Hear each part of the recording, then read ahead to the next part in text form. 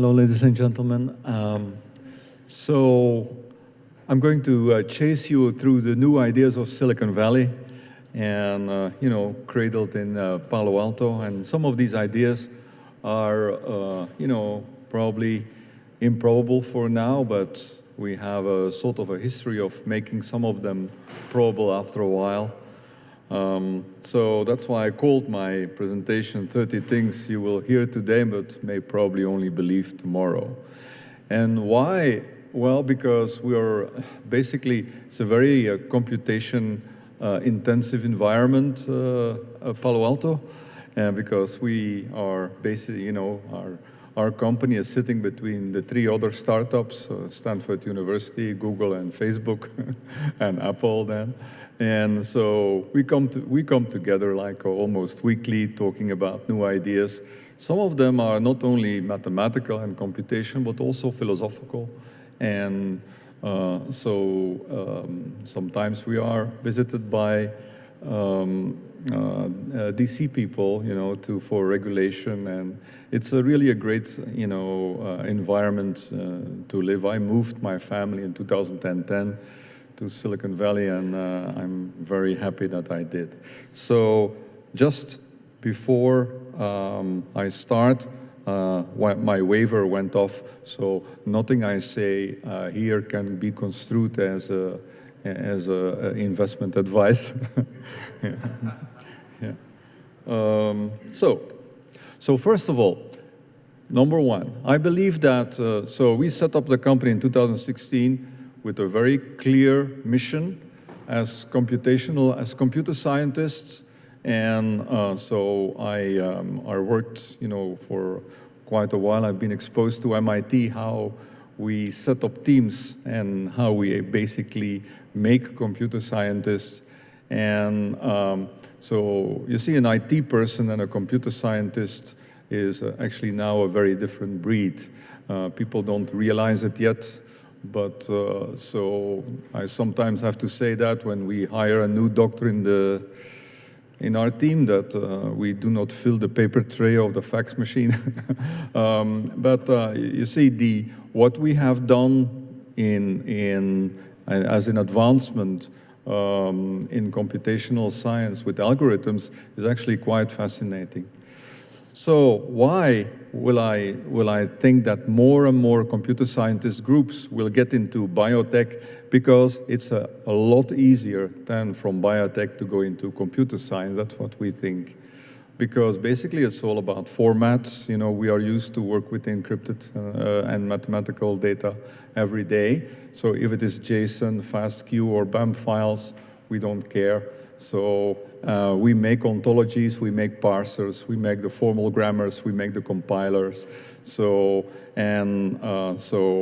you have here the motto of MIT, which according to the administration means that the institute has the finest professors, but actually it means I have the freaking power, And so when we approached the industry, and certainly the payers and the pharma said, this is a marriage made in heaven because you have the freaking data. Let's work together. So I believe more and more units of computer scientists will actually go into biotech and especially computational biology. And just to give you an idea what that would mean, so this is ICML 2019. So we don't go to any biological or medical conference. We go mostly to computer science conferences because we want to stimulate more computer scientists to go into medicine and to go into bioinformatics and computational biology. So if you see what we're presenting there, like mapping high throughput DNA sequencing with learned index structures, all these things, like it would never come from a biotech company. So we frame every problem as a learning problem, and we generalize that through the machine. Now, did you know that, and we actually, the industry that knows most about AI and how AI impacts actually a new industry is the military industry. So the US Army has been very early in the field, after the Department of Defense adopted Werner von Braun after the war. So we were able to have our first spy planes. We used it in the Vietnam War, but of course, they were not combat vehicles. So the unmanned combat aerial vehicles came from the 80s, which was actually also early. So we have now 40 years of experience now how this has actually changed the Army. So first of all, let me give you an example. So the normal jet pilots, they do like 200 hours, but an unmanned aerial combat pilot does 1,200 hours, a 600% increase. We cannot hire, enough pilots for pilotless drones. Also, the overhead per fighter, per pilot, is 110 data scientists, because we have to ingest all that data science and actually put it back into the machine so that the machine learns. And we have been extremely good at that. Well, I mean, not we, I mean the Department of Defense has been extremely good at that, because, they are now onto microseconds and onto millimeters for the delivery of weapons. I mean, for, a Hellfire missile coming from a predator, it's sort of the Amazon Prime of death, So what is the conclusion for this? Well, I'm sure that every doctor will actually create 100 jobs, because the same will happen in medicine. And every job will create more patients. And healthcare will become a continuous function. And I would like to explain the difference between a discrete function and a continuous function, because it has changed the battlefield, it has changed the army, and it will also change medicine. So a discrete function is like your bank account. You put money in, you take money out, so you're very reactive. A continuous function only has two singularities. You're born and you die. So it's a growth function. So this means for the army, there is no longer war, but there is also no longer peace. There is something like, a bipolar entity, war peace, where we continuously and incrementally do the learning of peace and war at the same time. I think the same will go for medicine, and that with the introduction of data science, so we will not be sick anymore, but we will also never be healthy anymore. So we will be sort of sick healthy all the time. Another thing that so we have calculated pretty well is hyperscalers and exascalers. And I would, manifest destiny better than I do. I am not born in this country, but in Europe we had something like it. It was called Lebensraum. It means the natural, the natural development of an idea must have the place to evolve itself. Now, data, just as Manifest Destiny was a mission from God to take the North American continent, data also has a mission. And we don't know where all that data is going to be located. Because for the moment, we are at when you look at big data, we are at an exabyte, several exabytes. We don't have enough data all over the world, data centers all over the world to put all that data in there. So 80% of all the data centers, which is 500 data centers, are controlled by 24 companies who are frantically trying to build more data centers. Now, the power law that exists on medical data, which was actually issued by IBM and surprisingly was right. So that is every 73 days, medical data, will double. So this doesn't mean that it doubles 5 times a year. It doubles 2 to the 5th. 2 to the 5th, 32 times a year. 36 times a year. It doubles. That means we are going to go in 2020 for the zettabyte. We certainly don't have the room for this. So you know that there have been speculations that some states in the United States, like West Virginia, perhaps should become data centers. And people would then live in a data center, everyone would have a job, and they sort of would merge with the data, and they would be very happy. So Alabama is also on, New Mexico is on the list. So it would actually decrease the debt level of the federal government. And by 2024, on the yottabyte, that would be that the complete planet is actually one computer, and everything is data. So on the other hand, you have exascalers. What is an exascaler? An exascaler is not about big data, it's about big data in real time. So our brain functions as an exaflop. That's a billion calculations per second, floating points. So we will reach that in 2021. It's a race going on between the Department of Defense supercomputer Aurora and the Chinese supercomputer, I forgot the name, but I don't think they will win. And it's by 2021 we will produce actually the first exascaler. So for all this data, first of all, the superpower, plus on the other hand, the super storage, for the moment, we have no idea how this is going to turn out. Now, another idea that we talked about frequently is, so you see, whatever, doctors probably have another idea about that. We look at things very mathematical in the sense that we have no forward model in medicine. We cannot say you have this and we predict that in 14 days you will certainly have this. We have scores, we have probabilities, we have time series, we have, we have Swiss Re and Munich Re, but we have no forward model. We cannot actually predict anything with certainty. So what can we do? Eric Topol's book starts with a quote from Kierkegaard. We have to live our life forwards, but unfortunately, we only understand it partly backwards. And so we have to go back, actually, retrospectively, and gather a lot of information, and then try to make cohorts of people, which we call digital twins. Actually, doppelgangers would be better than a twin, I think. But you basically, we've done it with our Harvard team. So we have an embedded team at Harvard University at the medical school.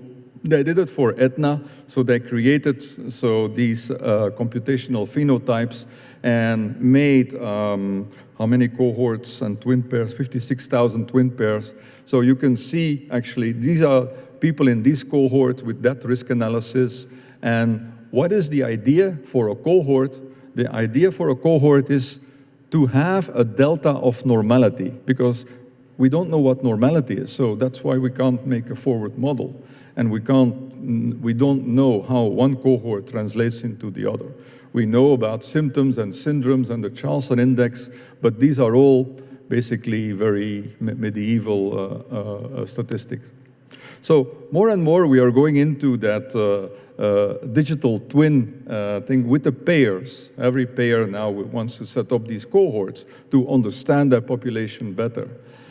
And in the end, and I think a decennium from now, perhaps we will come to the patient in silico with a sort of a more forward model, but for the moment, this is not yet there. Another thing that we have recently done is, so we are launching a microsatellite.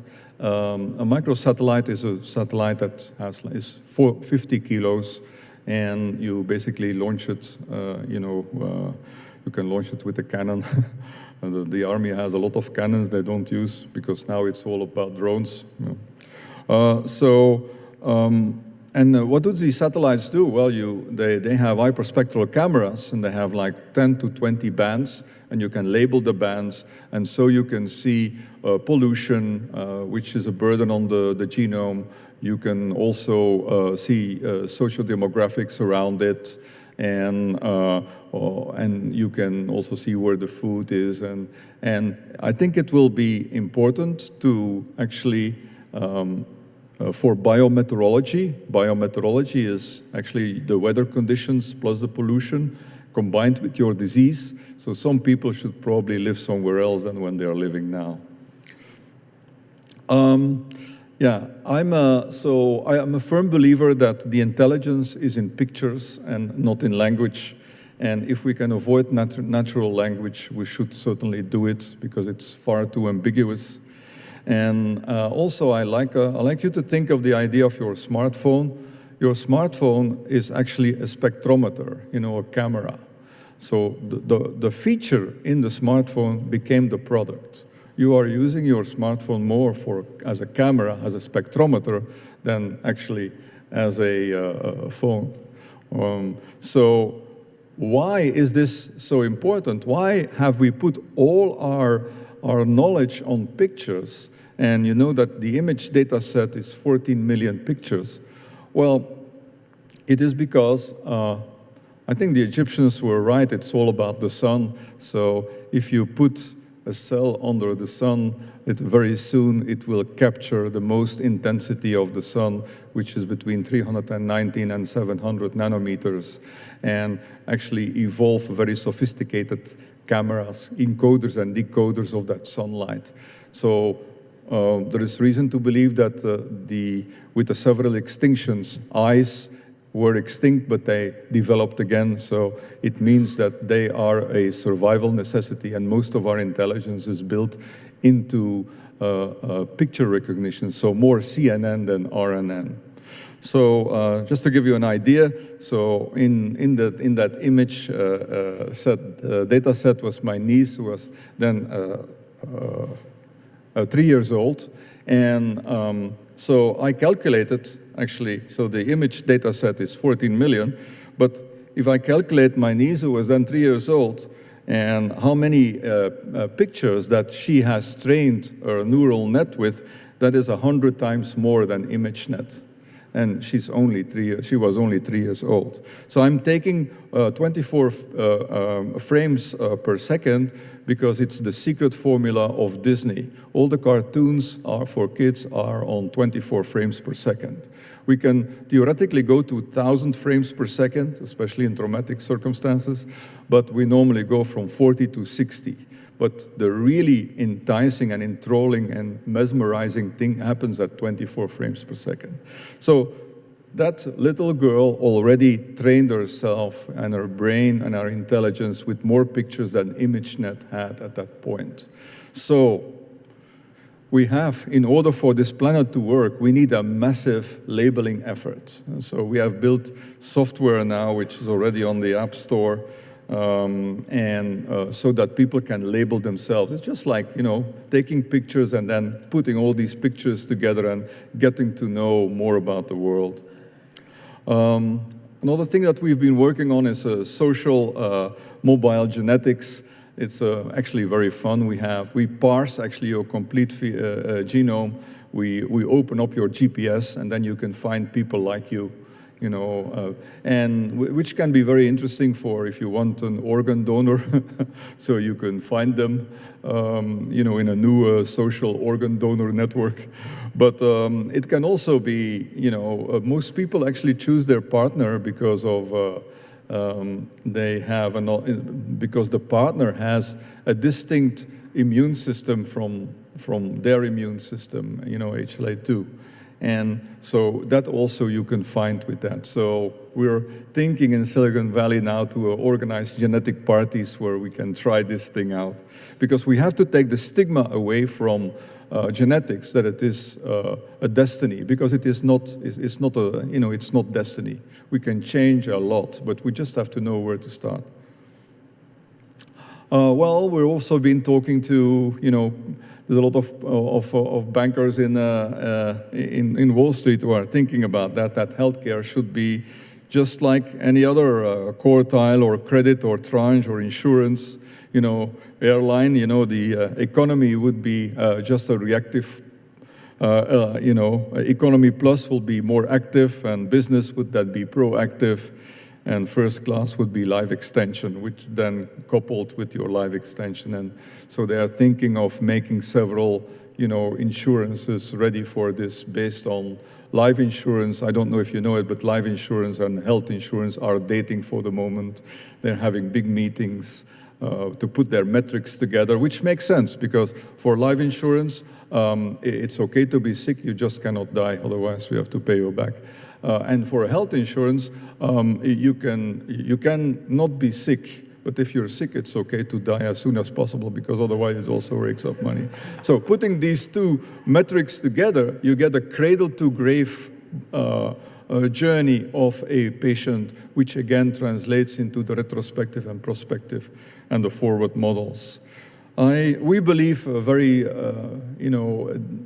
it's unstoppable. The bandwagon of the consumer has already left, and the seller's market will become a buyer's market. And people will repent, and they will convert their dark souls into, the fallen angels will go back. To tell you something about live data as a latent economic asset, so I have a small video to show you. Oh, that didn't work. You are unique. When your genetic codes carried out and created you, you are the medical hub of all your life data. But where is your data now? It's all over the place. Your life data evolves and is used every day for results and profits you never see. Imagine if you could bring all your life data into one secure place. Simply collect them from different sources.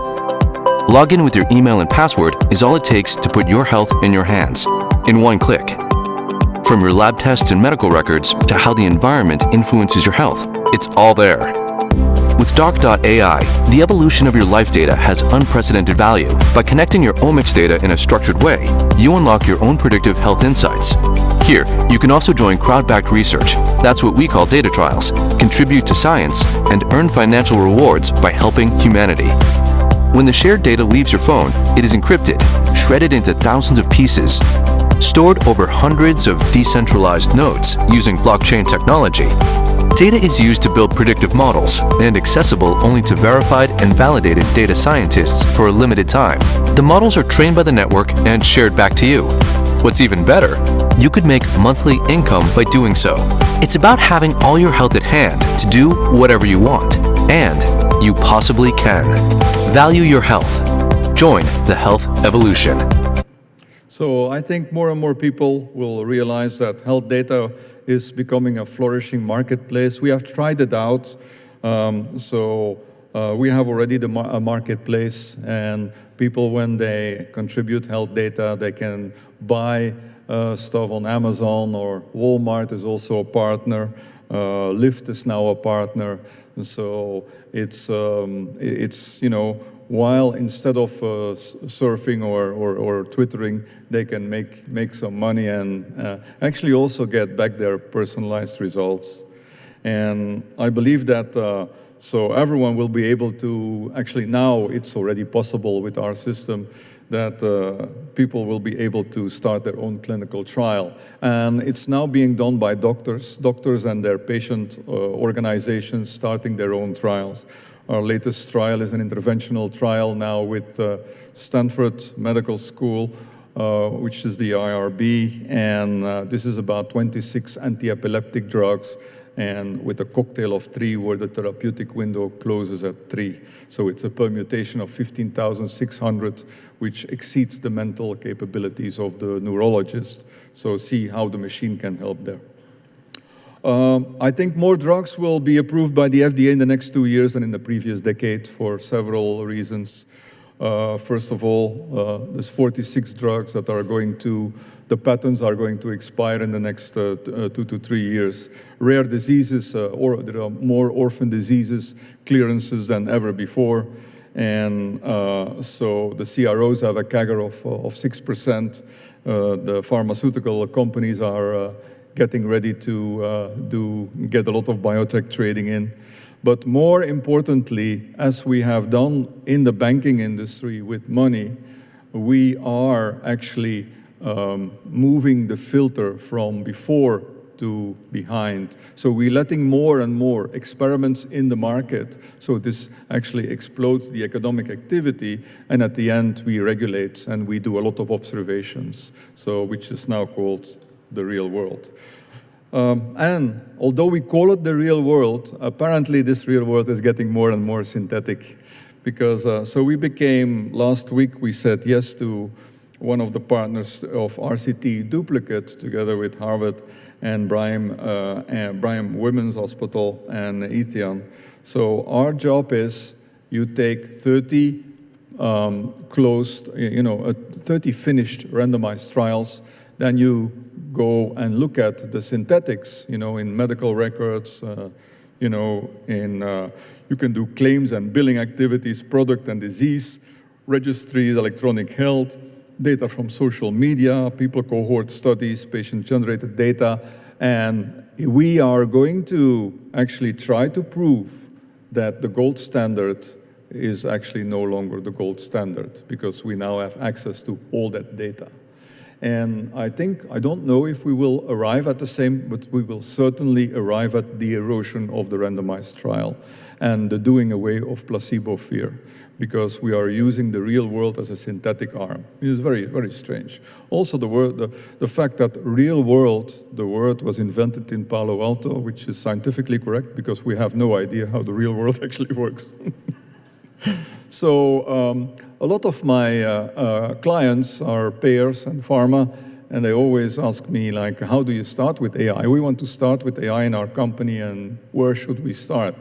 And so I normally go to the Ship of Theseus. The Ship of Theseus is a thought experiment.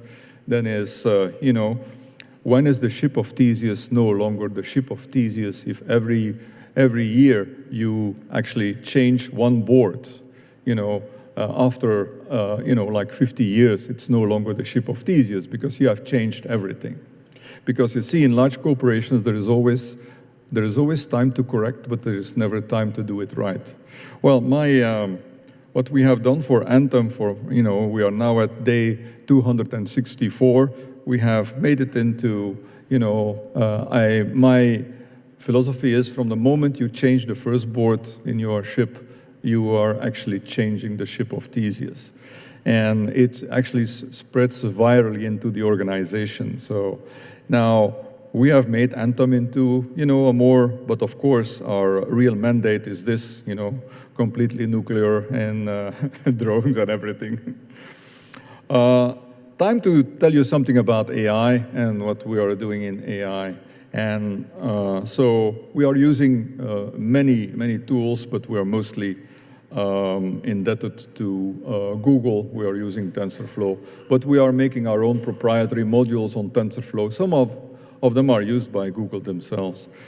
So you know that machine learning, the big thing is that machines, we used to, as coders, we used to write every line of code, We might have stolen a couple of things from GitHub, but yeah, we have to really write the lines of code. Then machine learning came, and that was really magical, because basically in goes the input, and in goes the output, and out comes the algorithm. We don't have to write it anymore. But of course, there's a lot of labeling to be done. So deep learning comes. With deep learning, you can make like millions of more of data, but therefore you need the cloud. So then you have to transfer the information to the cloud. And that's also a problem, because then you have IPA and all these constraints. So edge learning is a far better, so we did edge learning for the first time in 2017, and on every phone now, and on every phone we just put all the intelligence on the phone itself. It doesn't have to go to the cloud, and I'll show you an example of that. And then the next step is federated learning. That is basically the crowd replaces the cloud, in the sense that every phone is actually a node in a system, and that system works together. And it's a bit like Kickstarter, but for people who now. So this is our client in China, and so they don't have a net. So they are in Hong Kong. They are a big life insurance company. And they don't have a network in mainland. And so what we made for them is we chased 5 million faces through an AI module, and it works like this. So this is one of our engineers, by the way. We do everything in-house. It gets your age, sex, height, weight, immediately life expectancy, and of course also immediately your life insurance premium, just from a selfie. And then they just click and, you know. We are pushing that argument further now. We are putting it on, so for an American client, we are putting it on a big a telehealth platform, so that so the doctor sees, you know, when the patient is nervous, or when he might not tell the truth, or when he's in a, because especially for psychiatrists and psychologists, when they are in front of a screen, they argue that they are losing the enriched environment.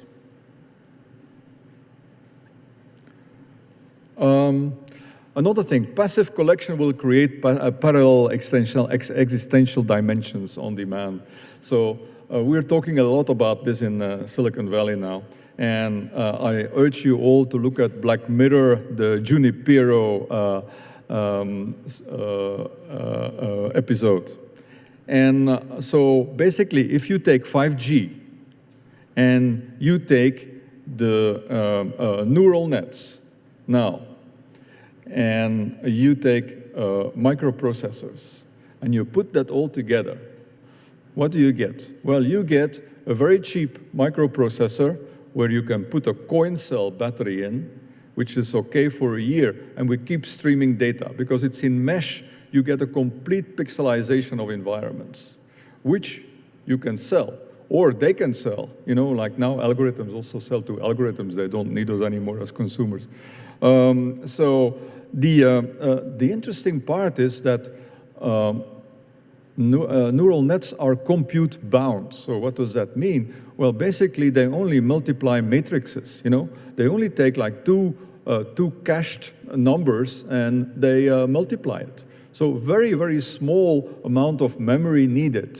So no display needed. Small antennas needed. So these microprocessors could cost 50 cents. And with 5G, they would have an enormous possibility of shooting all that data, so where we want it to be. You know, I can imagine now, if you just take Uber and you put a camera up, well, you can sell all that data to, for instance, Grand Theft Auto, you know, and then you can do Grand Theft Auto in your own village. So I believe that not only the future will not be exponential, I believe that it will be factorial, you know, and exclamation mark. There's a little big, you know, there's a big difference at the end. It starts sort of the same. Because we are in for a period where we won't experience 100 years of progress anymore, but probably 20,000 years of progress. Like if we now think that our children don't understand us anymore and vice versa, so their children will certainly not understand them anymore. Of course, we will also, generation beta, which will be born in 2020, will also probably already be edited. Privacy is unsustainable. So we now have a sufficiently advanced technology indistinguishable from magic, which is basically tensor-based. So we are, instead of bringing the data to the models, we actually bring the model to the data. How does this work? Well, like this. For one of our clients, Anthem, we are using federated cloud learning. We are bringing it out the 10th of June. It's on iOS, and Android will follow. Just suppose that you are a pharma company and you just have your, you did a trial, you have your covariance, you know, age, gender, disease, BMI, you know, all your covariance, and then you have your performance characteristics of that trial. And that's expressed in tensors. So what we say is, give me your covariance. We go into the Anthem database, we look at the covariance, probably we have hundreds of thousands of people like that. We do the same, we run the same trial, we give you our tensors, or we can globalize your tensors with our tensors. And so instead of 1,000 people to go to the FDA, you have the real world attachment as a synthetic arm with 200,000 people more, which would get you easier through the FDA. We believe this is going to be a very big, $1 billion industry. And this will then give rise to a derivatives marketplace for real-world data in 2020, where, so basically, we will exchange tensors. It's what we did in banking with derivatives. There was, at some point, we thought there is not money supply enough. Everyone keeps his money, so let's create derivatives. The same will now happen in insurance, and with that will reflect on medicine. There is also nonlinear clinical trials will warp drive real world. So we have also a new product for June 10, where basically you take 10,000 patients that can enter your clinical trial, but you don't have to wait until these 10,000 patients have all put in their data. So you just actually, the trial starts to learn from patient one, and in real time actually gives you the control functions and the performance. And if you want to stop at 2,000, you just stop the trial. Training without a central authority is also possible now. That means that people can set up their own trial. So we now have a person who wants to set up a trial on tinnitus. So he says, I have tinnitus, I go everywhere, nobody says, I have it too, I don't know what to do. Well, let's all get together, it doesn't cost anything, I'll launch it from my phone. My phone actually works as a server for all you guys. So I get your gradients, and then it goes into another server, which is a transient server, and we call it nowhere instead of software. And that transient software globalizes all the tensors, and we get actually updated gradients back. I also believe that data science for physicians will be a huge success. We did the first tryout with Berkeley, and we gave a course based on chromosomes. So chromosome 1 was, of course, the biggest course. It's 10% of the genome. And so we showed doctors, like, these are all the diseases that lie on chromosome 1, and then how you can actually give advice to your patients about that. It was a big success.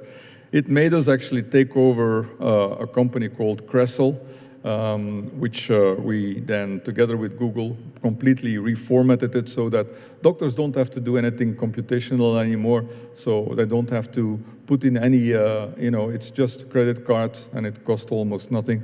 And they have access to GPUs, they can drop data, they can work on the NANES database, and so they can do it for their own research or for their patients. And I think China might teach us a couple of tricks. We learned a couple of tricks from China. Why? Because there is nothing. So they have to basically reinvent medicine. And they sometimes reinvent it in interesting ways. For instance, they have like this circle, and you put it in, it's Wi-Fi. And in that circle, there are several pictures. It's your pharmacist, your doctor, your hospital, your insurer. You click and you talk in, I thought it was very interesting, like getting people immediately virtual assistants. That's something we did also for a client. That's, the problem for that client is if they insure 100 million American lives, there are always people who have to go to a retirement home, but when we know when, it's too late. So what we have to do is we have to know it 3 to 6 months in advance. So we actually predict, based on falling osteoporosis and a lot of other things in the back, we predict when they will have to go to a retirement home, and then we have a big demand, and then we sell that demand. And then, because otherwise, for 3 months, they will end up in a hospital at $5,000 a night. So, to conclude, what we actually talked about in Silicon Valley is how can we help doctors? Well, first of all, we have to take the record keeping away from doctors because, they were not trained to be accountants, that didn't sign up for that. Also, taking the collection of data away from them, taking the educational burden away from doctors by educating the patient more, taking the quantification burden away by introducing AI, but more importantly, keeping non-patients away from doctors. And in our survey, this is one of the biggest ones. Because you see, there is a cataclysmic event coming up at us, it's called global graying. So we all get old, by 2025, 1.5 billion people will be more than 65, fertility rates are going down. The average age in 2025 will be 40 years old. So our planet is losing neurons by the trillions. Luckily, we have machines where we put these neurons in. But so the problem is everyone wants to talk about this. Everyone wants to talk about, their disease, wants to talk about what happens when I die, or, I have cancer. And actually, that could be done by other people. It used to be done by the church. So, we now have a 3.7 trillion debt, mostly because there are no priests anymore where you could go for free and talk about these things. And they would connect you to the divine. Now, in Silicon Valley, we've been thinking a lot about this, and there is even a new, the benevolent order of the cybermonks. But we have to bring religion back, but it cannot be as religion because it's a legacy concept. So we believe that religion can come back as mindfulness, because mindfulness is a very interesting concept. It also promotes peace, it promotes collaboration, it promotes thinking about the essence of life. It tells you about brain science, it tells you about dying. And so we recently, a couple of weeks ago, we made a presentation on what would be, because if we are going to write something for mindfulness, it can't be another Bible in text. It must just be a video. And a video, and whatever. How can we make that concept known to people that they understand what we mean? And so, this is what we made of it.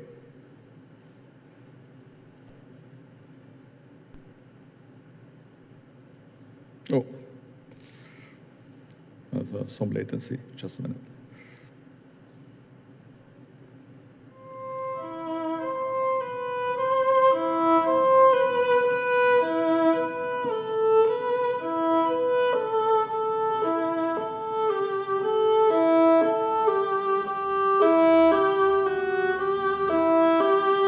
There's one thing we cherish above all else, one thing which we get but one chance.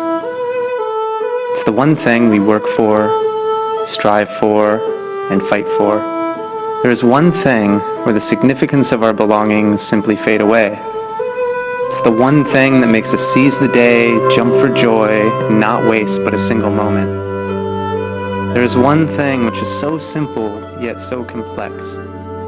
One thing which we cannot measure nor ever complete the picture to. There is one thing which we say we are all in this together. One thing we will always seek to make better.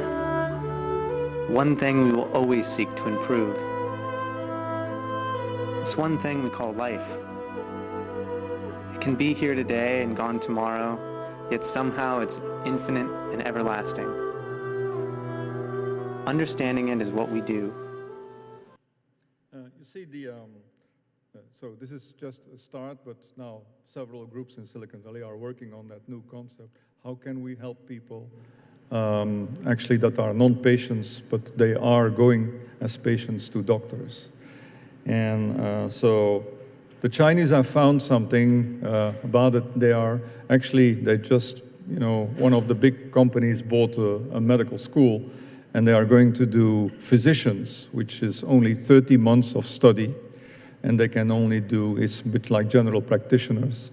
And then MDs is, they're 7 years, And then MD PhDs are then actually and then specialists, sorry, and then MD PhDs, they created in 4 because they need for the first, they need that first order, of people to talk to other people. And basically that was my presentation. I thank you very much for having listened to one of our crazy ideas. Thank you.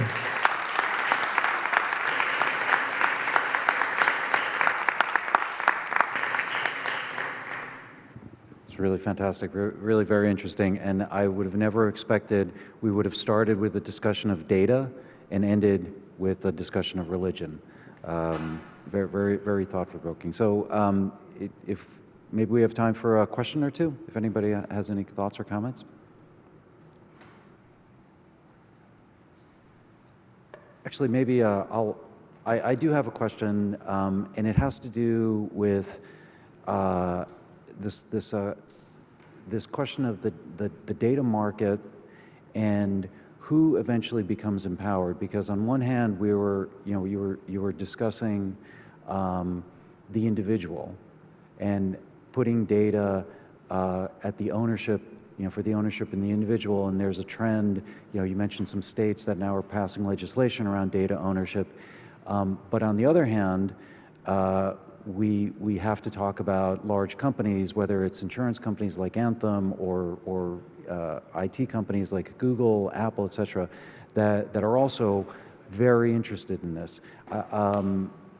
Without leading the witness, I'd love your perspective on, is that a struggle between the individual and the company? I think it will be, Yeah, I think it will be for a while, but not for long. I think from 3 to 5 years, because more and more we will keep everything on the edge, which is on our phone. And that means that we will have the ownership of the real-time data. And if somebody has data of 3 to 5 months old about my medical situation, I basically don't care. It's not worth anything anymore. There is a shelf. There is also a shelf, what do you call it? Shelf time or expiration time of that data. And I think, so you see, there is a lot of data around, but a lot of this data is noisy data, curated data that is well timed and will of course be worth more than others. But of course, large corporations are evil. Otherwise, they would never say that they are not evil.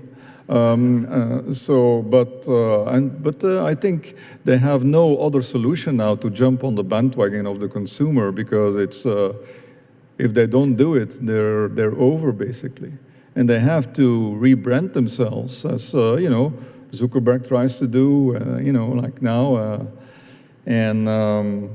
It was a long time coming, but most boards had thought that it was going to be longer than, after their retirement, and it might be just in time. We're ready for a new generation, I think. Yeah, just a quick thought. It was amazing talk. This concept of the rate of change increasing seems to be prevalent in every area of our society, but it seems like the human species doesn't have necessarily the capacity to absorb the rate of change that we're setting up for ourselves through our technologies. How do you see that? What are some of the risks and opportunities there to address that? Well, I think if you are now not into learning every day, yeah, you will go behind. That's why I'm a firm advocate that children should have an update program on their iPhone, and parents should have an old iPhone. So they should actually reverse it. And I also get a lot of popularity with kids when I say that. You see, if, I joke with my wife when she says I never go to the gym. And I say, well, I was trained that we are half animal and half God. I'll prefer to train the God than the animal. But I think learning a new skill, it can be so invigorating. So for instance, reading a mathematical article, it takes a long time before I understand. I have young kids who made their PhD at 19 who can do it a lot easier than I. But when I've done it, I don't have to learn it by heart. I can tell it half drunk in a bar even, you know, I can go through the motions. So I think learning is such a great experience and part of life. So, and of course, we have to put a lot of it in there. This is not meant to do all that learning. And, but if we don't do it very soon, we will actually ask a machine who will translate to us in baby talk what the world is about. And I try to, you know, keep up. Hello, thank you for your talk. I really enjoyed it. There were a couple of times that you mentioned clinical trials and putting them, enabling individuals or patients to create their own clinical trials. And I was wondering how that would happen, because I know there are a lot of legal and regulatory activities that happen in order to set up a clinical trial. So how could that happen for the individual or the layperson? Sorry, was that the legal part? Well, how will it happen, both from a legal logistics? Oh, yeah. Well, actually, it's it took us a while before we found actually a good navigation. And so we asked the IRB of Stanford, but that was really not good advice. Because you have to simplify the process, not actually complicated. So with us, it's simply there is a list of IRBs which they can click. You know, they are online IRBs, and there is also a list of PIs who would like to do the PI for free if they can publish about it. And so they have a PI, they have an IRB, you know, they come together, or mostly it's in Zoom, actually. They try to make the protocol, then, you know, it comes back a couple of times. It's also a learning experience. And the fact that doctors are so interested in it actually gives me a lot of hope for the future, I think. Although I recently talked to a professor I will not name, but he said, oh my God, all these doctors are going to start publishing articles based on RStudio. And it's okay, you know, like, because we should have more noise, otherwise we can't have more signals.